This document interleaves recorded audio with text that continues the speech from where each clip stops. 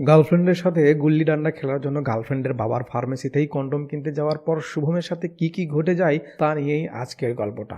Sorry, বলতে ভুলে গেছি যে শুভম হচ্ছে আমাদের গল্পের মূল নায়ক। তো শুভম আজকে অনেকটা এক্সাইটেড, কারণ আজকে সে তার গার্লফ্রেন্ড রুহির সাথে ডেটিংয়ে যাচ্ছে। তার প্ল্যান হলো সিনেমা হলের পেছনে বসে রোমান্স করা, এবং সে এটা তার গার্লফ্রেন্ড রুহির সাথে ফোনে আলাপ করে বলে দেয়। কিন্তু তার গার্লফ্রেন্ড বলে, আগে তুই আমার বাসাতে আয়। সাথে তাকে এটাও মনে করিয়ে দেয় যে তুই প্রথমবার আমার বাসাতে আসতেছিস, তাই যেন খালি হাতে আসিস না, সঙ্গে কিছু একটা নিয়ে আসিস। শুভম তার গার্লফ্রেন্ডের ইশারা বুঝে যায়, সে বুঝতে পারে যে তার গার্লফ্রেন্ড তাকে কি নিয়ে যেতে বলছে। তাই সে পাশের একটি ফার্মেসিতে যায় এবং দোকানদার আঙ্কেলকে বলে, আঙ্কেল বেশিক্ষণ টিকবে এবং 6 ইঞ্চিওয়ালা একটা কন্ডম দেন তো। দোকানদার তাকে একটা কন্ডম দিল। সে বলে, আঙ্কেল একটা দিয়ে হবে না, পুরো ফ্যামিলি প্যাক দিন, আর হ্যাঁ একটু রু অবসওয়ালা ফ্লেভার দিন। এটা শুনে আঙ্কেল অনেকটা খেপে গিয়ে বলে, কেন বে, তুই কি মুখ দিয়ে চাটবি নাকি? তখন শুভম অনেকটা ভেবাচাকা খেয়ে যায় এবং সেখান থেকে কন্ডম নিয়ে চলে আসে একটা ফুলের দোকানে ফুল কিনতে। কিন্তু ফুলের দাম অনেক বেশি হওয়ায় সে অন্য কিছু প্ল্যান করে। শুভম কবরস্থানে চলে যায় এবং দেখে একজন লোক তার স্ত্রীর কবরে ফুল দিয়ে কাঁদতেছে। তখন শুভম তার পাশের একটা কবরের সাইডে বসে কাঁদার অ্যাক্টিং করে এবং সেই লোকটি চলে যাওয়া পর্যন্ত সেখানে অপেক্ষা করে। সেই লোকটি চলে গেল এবং শুভম সেই ফুলগুলো নিয়ে চলে আসে তার গার্লফ্রেন্ড রুহিদের বাড়িতে। কলিং বেল বাজাতেই একজন আঙ্কেল সে দরজা খুলে দেয়। কি, এটা তো সেই আঙ্কেল যার কাছ থেকে কিছুক্ষণ আগে শুভম কন্ডম কিনলো। আঙ্কেল ক্ষিপ্ত হয়ে বলে, তুই এখানে? শুভম কি বলবে বুঝতে পারছিল না। এর মাঝে তার গার্লফ্রেন্ড বের হয়ে আসে এবং বলে, আরে শুভম, তুই বাইরে দাঁড়িয়ে আছিস কেন? আয় ভিতরে আয়। এই বলে রুহি শুভমের হাত ধরে তাকে ভিতরে নিয়ে যায় এবং রুহি তার বাবাকে বলে, বাবা এটা আমার ফ্রেন্ড। এটা শুনে তার বাবা অবাক হয়ে বলে, এটা তোর ফ্রেন্ড? তখন রুহি বলে, প্লিজ বাবা, তুমি পুরোনো যুগের বাবাদের মতো এমন রিয়াকশন দিও না তো। একটা ছেলে আর একটা মেয়ে কি জাস্ট ফ্রেন্ড হতে পারে না? এই বলে রুহি শুভমকে নিয়ে তার রুমের ভিতরে চলে যায় এবং রুহি যেহেতু তার বাবার সাথে শুভমের ঘটে যাওয়া ঘটনাগুলো জানে না, তাই রুহি নর্মাল আচরণগুলোই করতে থাকে। কিন্তু এদিকে শুভমের তো ফেটে চুমচির হয়ে যাচ্ছে।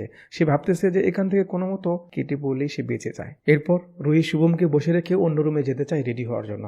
কিন্তু রুহির বাবা যেভাবে শুভমের দিকে বারবার তাকাচ্ছে তাতে শুভম ভয় পেয়ে যায় এবং বলে, রুহি আমিও তোর সাথে যাই। তখন রুহি ক্ষিপ্ত হয়ে বলে, আমি রুমে কাপড় চেঞ্জ করতে যাচ্ছি। আর তখন শুভম উপায় না পেয়ে বলে, ওকে তুই যা, আমি এখানে বসে আছি। তখন রুহি তার বাবাকে বলে, বাবা তোমরা দুজন বসে কথা বলো, আমি একটু চেঞ্জ করে আসি। তখন রুহির বাবা বলে, তুই কোনো টেনশন করিস না, তুই যা, আমি দেখছি। এই বলে রুহির বাবা শুভমের দিকে আস্তে আস্তে এগিয়ে আসতে থাকে। ভয় পেয়ে শুভম আবার রুহিকে ডাক দেয় এবং বলে, রুহি ওয়াশরুমটা কোন দিকে রে? এরপর শুভম তাড়াহুড়ো করে ওয়াশরুমে ঢুকে পড়ে, কিন্তু ওয়াশরুম থেকে বের হতেই দেখে রুহির বাবা তার সামনে দাঁড়িয়ে আছে। শুভম ভয় পেয়ে আবার ওয়াশরুমে ঢুকে পড়ে হাত ধোয়ার বাহানায়। কিন্তু হাত ধুতে ধুতে আয়না দেখে রুহির বাবা তার পেছনে ক্ষিপ্ত হয়ে দাঁড়িয়ে আছে।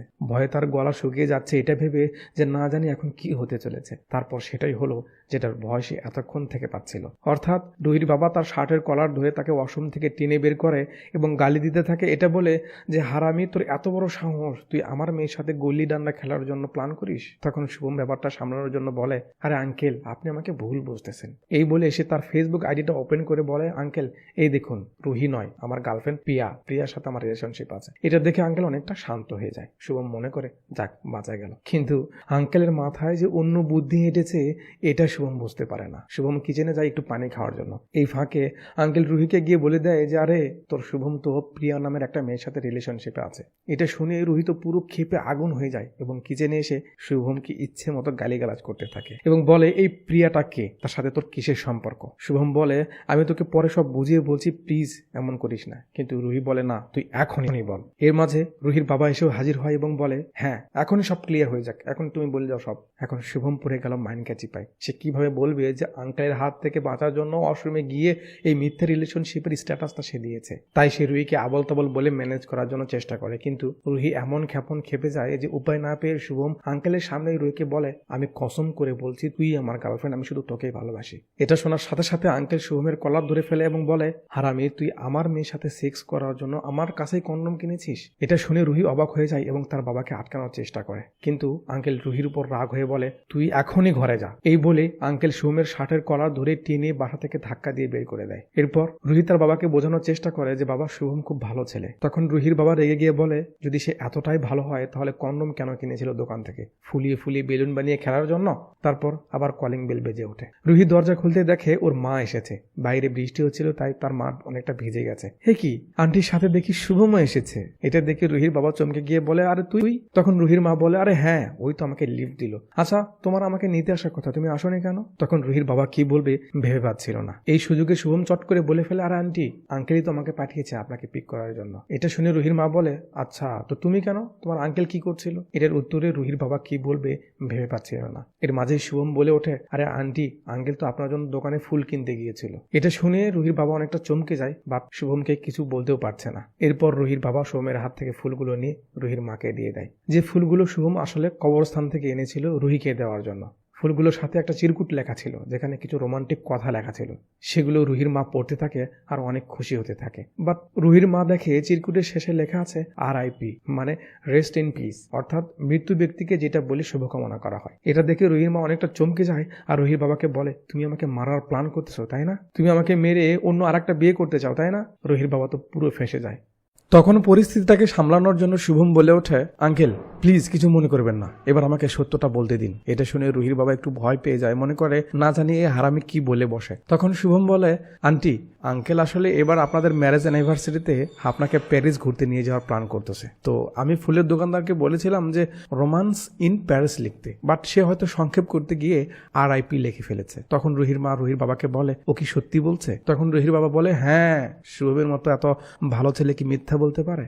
তখন রুহির মা খুশি হয়ে যায় এবং প্যারিসে যাওয়ার নিউজটা শুনে রুহির মায়ের মনে একটু রোমান্স জেগে ওঠে। খুশি হয়ে রুহির মা শুভমকে বলে, বাবা তুমি বসো, আমি তোমার জন্য আমার নিজের হাতে চা বানিয়ে আনছি। তখন শুভম বলে, আন্টি, চা নয়, শুধু এক গ্লাস জল হলেই হবে। তখন রুহির মা রুহির বাবাকে বলে, দাঁড়িয়ে দাঁড়িয়ে কি দেখছো, যাও ওর জন্য এক গ্লাস পানি এনে দাও। রুহির বাবা পানি আনতে যায়। এদিকে শুভম রুহির মার সাথে লাইন মারা শুরু করে দেয়।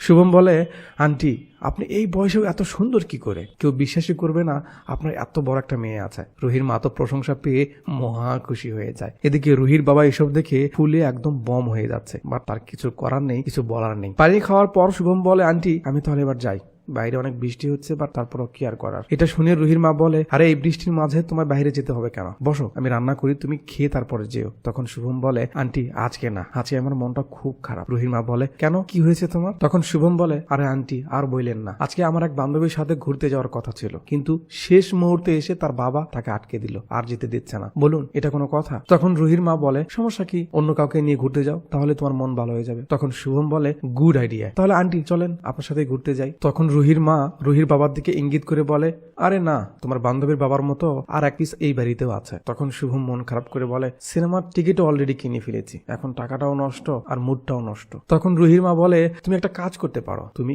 রুহিকে নিয়ে যেতে পারো, তোমার বান্ধবীর সাথে যে যে প্ল্যান করেছিলে তুমি, সে অনুযায়ী রুহির সাথে তুমি এনজয় করতে পারো। তখন রুহি বলে ওঠে, আম্মু, তুমি যখন এত করে বলছো, তাহলে আমি তোমার কথা ফেলি কি করে? তখন রুহির মা বলে, তাহলে দেরি করছো কেন, যাও তোমরা এনজয় করো। রুহির বাবা ওদের কিভাবে আটকাবে ভেবে পাচ্ছিল না, রুহির মাকে কিভাবে আজকের ঘটনা খুলে বলবে সেটাও বুঝতে পারছিল না। আর এর মাঝেই রুহি আর শুভম রেডি হয়ে যায় এবং বাসা থেকে বের হয়। গেট পার হইতে রুহির বাবা পেছনে পেছনে আসে এবং শুভমকে বলে, রাত 8টার আগেই আমার মেয়ে আমার বাসায় পৌঁছা চাই, 1 মিনিটও যেন এদিক ওদিক না হয়। তখন শুভম রুহির বাবার কাছে যায় এবং বলে, আঙ্কেল, আমি রুহিকে সত্যিকারের ভালোবাসি, আমি কথা দিলাম আপনার মেয়ের সাথে আমি খারাপ কিছুই করব না এবং ঠিক সময়ে তাকে বাড়ি পৌঁছে দেব। এই বলে পকেট থেকে কন্ডমটা বের করে রুহির বাবার হাতে ধরে দিয়ে বলে, আঙ্কেল, এই কন্ডমের টাকাটা কিন্তু অবশ্যই দিয়ে দিবেন, আপনার কাছে কিন্তু বাকি রইল। এই বলে শুভম চলে যায়। ঠিক সেই সময় বাসার ভিতর থেকে একদম ফুল সেক্সি মুডে রুহির মা রুহির বাবাকে ডাক দেয় এবং বলে, ওগো শুনছো, প্লিজ একটু এদিকে আসো না। তখন রুহির বাবা খুশি হয়ে শুভমকে মেইন করে বলে ওঠে,